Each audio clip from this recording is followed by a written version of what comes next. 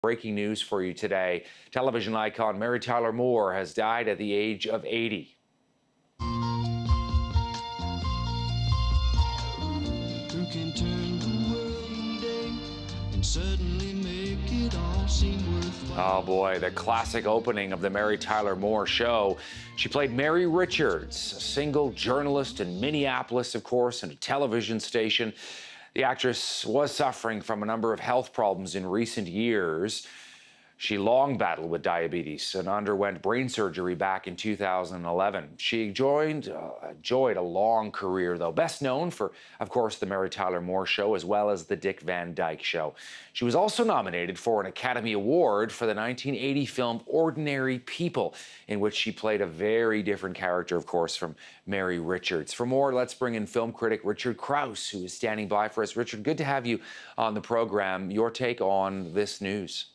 Well, what a shame. She was 80 years old, but for some reason, I guess because the Mary Tyler Moore Show and the Dick Van Dyke Show are in almost constant reruns, she kind of seemed ageless almost. She was someone who could kind of do it all. She started off as a dancer. She made commercials. She flipped over into comedy when she started with the Dick Van Dyke Show. Made Ordinary People, which, as you said in the intro, was a very different kind of role for her and something that I think kind of surprised people with the range that she displayed there. So she wasn't a triple threat. She was like a quadruple threat. She could kind of do it all. But really, I think when we look back at the width and breadth of her career, she'll be remembered for the Mary Tyler Moore Show, because it's a show that not only made her a feminist icon, but it was a show that kind of set the template for female-led sitcoms right up until this day. Without the Mary Tyler Moore Show, 30 Rock would have probably been a very different kind of show. Sex and the City might have been a very different kind of show. And so those reverberations, I think, are still being felt today. So a trendsetter and a trailblazer, and also a woman who had impeccable comedic timing, Richard. She sure did. I mean, you could see that all the way back to the Dick Van Dyke Show. And if you watch those shows, she's working with people who were at the absolute top of their game. Dick Van Dyke, Maury Amsterdam, the Carl Reiner. These are people who were funny for a living, funny by reputation. And she was someone who was able to not only hold her ground, but distinguish herself with them. And I think that's where the kind of love affair with Mary Tyler Moore began. And once she left television, that show, first of all, the fact that it was on the air for 7 years is pretty remarkable in and of itself. And then by starring as Timothy Hutton's mother in Ordinary People in 1980, sort of a very cold and detached woman, trying to show that she was also an actress who could play many different kinds of roles. Yeah, she may have been typecast by the Mary Richards sort of more wholesome kind of image, but she could certainly do it all. And, as I said earlier, those shows are still in pretty much constant reruns. And just by chance, a couple of days ago, I was flicking around the stations and I came across a couple of old Mary Tyler Moore shows, and I hadn't seen it in years, and they still really hold up. They're funny, they're touching. There's something about them that feels really kind of well-rounded. They don't go for cheap laughs. Some of the characters might be kind of archetypes or stereotypes, like the Ted Knight character, for instance, the Ted Baxter character. But for me, that show, it feels as fresh today as it must have felt, and it was probably really groundbreaking in its initial run between 1970 and 1977. 6 Emmy Awards as well, Richard, that she was awarded during the course of her career in the 1960s and through the 1970s.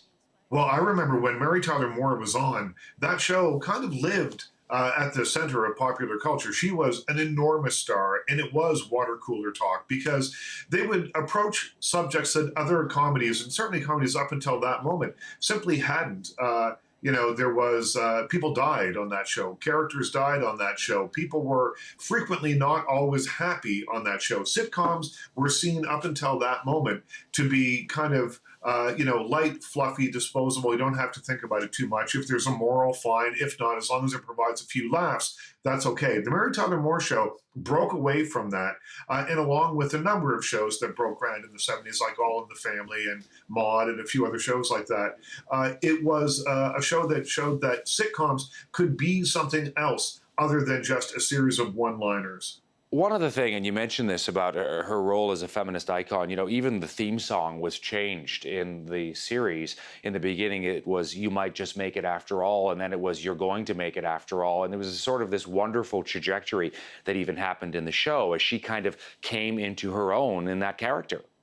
I think it's probably a testament to how pervasive that song was and that show was, is that when I was watching it a couple of days ago, I remembered all the lyrics to the song, which I don't know if I would have imagined that I knew them all, but somehow through osmosis, I learned them. And I think that one of the first images that goes through your mind when you think of Mary Tyler Moore, and a lot of people are thinking about her today, is the image of her taking off her hat and throwing it in the air at the beginning of the opening credits.